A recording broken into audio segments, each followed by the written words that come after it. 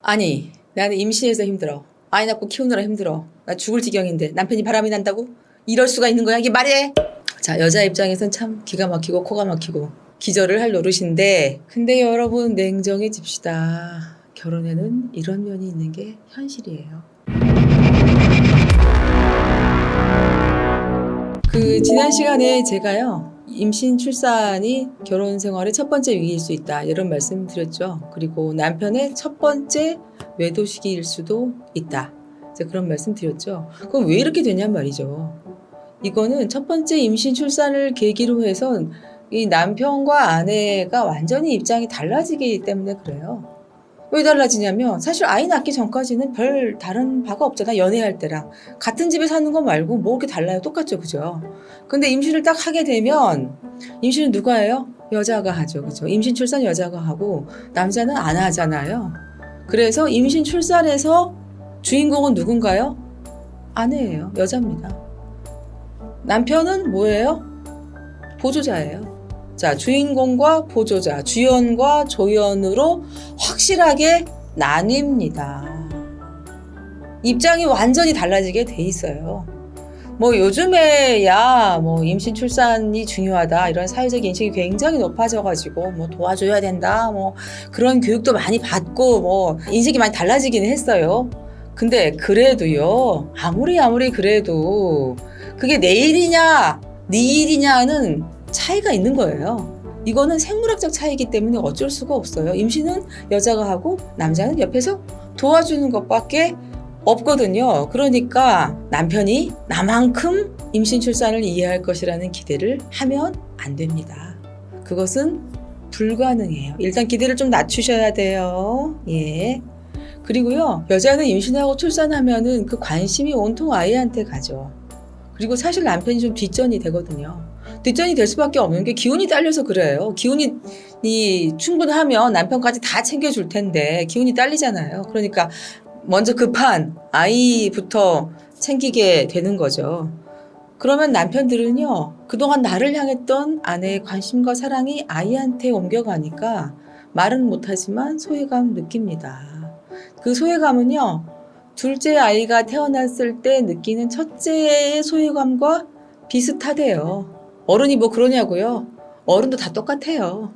무늬만 어른인 거예요. 그래도 요즘 젊은 남자들은 뭐 임신 출산하면 잘 도와줘야 된다, 뭐 이런 생각 기본적으로 다 하긴 하거든요. 근데 문제는 뭐냐면, 남자들이 어렸을 때부터 그런 교육을 받냐 이거지. 안 받거든요. 남이 나를 돌봐주는 데만 익숙하고 내가 누구를 돌봐줘 보지를 않았네. 그러니까 자기는 한다고 하는데 잘 못해요. 그런데 이 여자들의 기대 수준이 너무 높은 거예요. 왜 높냐? TV 보면은 슈퍼 아빠들 많이 나오잖아요. 너무 잘하잖아요. 그쵸? 그만큼 하기를 기대를 하는데, 그만큼 할 수 있는 남자가 현실에 있을까? 저는 없다고 봅니다. 특히 첫 아이의 임신 출산일 때 남자들은 그 정도 수준 어림없어요.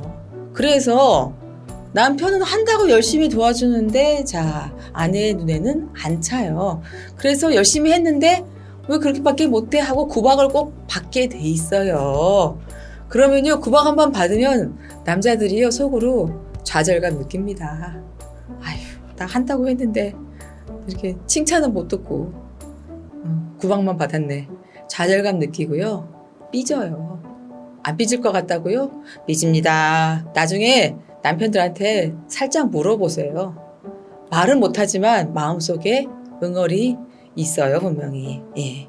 자, 이러다 보면 두 사람 마음이 어떻게 될까요? 틈이 좀 생겨요. 또 큰 문제가 하나 있는데, 임신 후기부터 이제 출산 후 일정 기간까지는 부부관계 하기가 굉장히 어렵잖아요.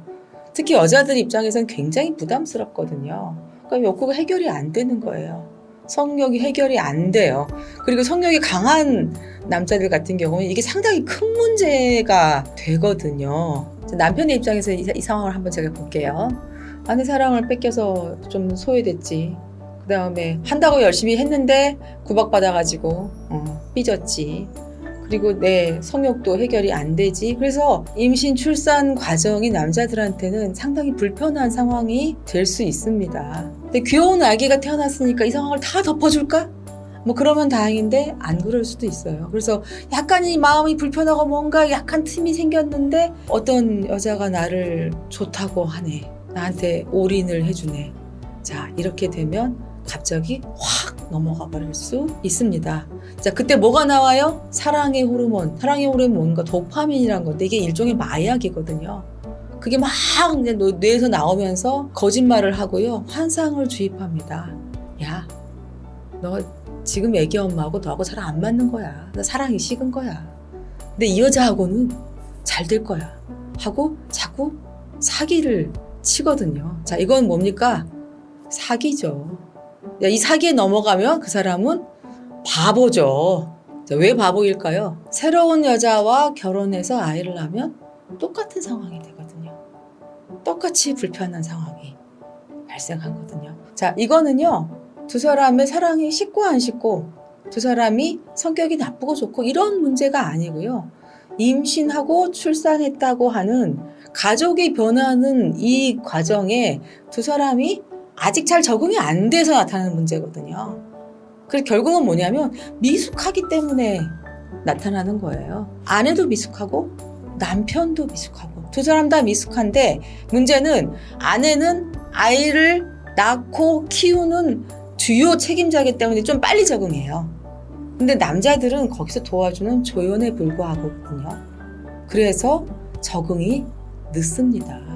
시간이 지나가면 이게 숙련이 되니까 자연스럽게 해결이 되는 문제였어요. 근데 그걸 정확하게 이해를 못해서 내 남편이 이상해, 내 아내가 성격이 이상해 이러고 뭐 사랑에 식었다고 오해를 하고 그래서 서로 싸우게 되고 헤어지게 되고 마음에 틈이 벌어지게 되고 각방을 쓰고 또 섹스리스가 되고 자 이렇게 되면 나중에 결국 오랜 세월이 지나서 그때가 우리가 이혼하게 되는 시발점이었구나 이렇게 생각하게 되는 거거든요. 자 그럼 어떻게 해야 되냐고요? 자 일단 상황을 이해해야 됩니다. 자 이럴 수 있다. 새로운 상황에 우리 모두 적응이 쉽지 않을 수 있고 우리 둘 다 거기에 미숙해. 그래서 상대방의 미숙함에 대해서 조급하게 굴지 말고 재촉하지 말고 너무 많은 기대를 하지 말고 좀 기다려 줍시다. 시간이 지나가면요. 숙련이 돼서 익숙해지거든요. 그러니까 미숙하다는 것 때문에 일어나는 상황을 그 사람의 성격이 문제가 있다. 사랑이 식었다. 이렇게 속단하지 마세요. 기대를 낮추고요. 상대방이 새로운 상황에 적응할 때까지 좀 기다려주세요.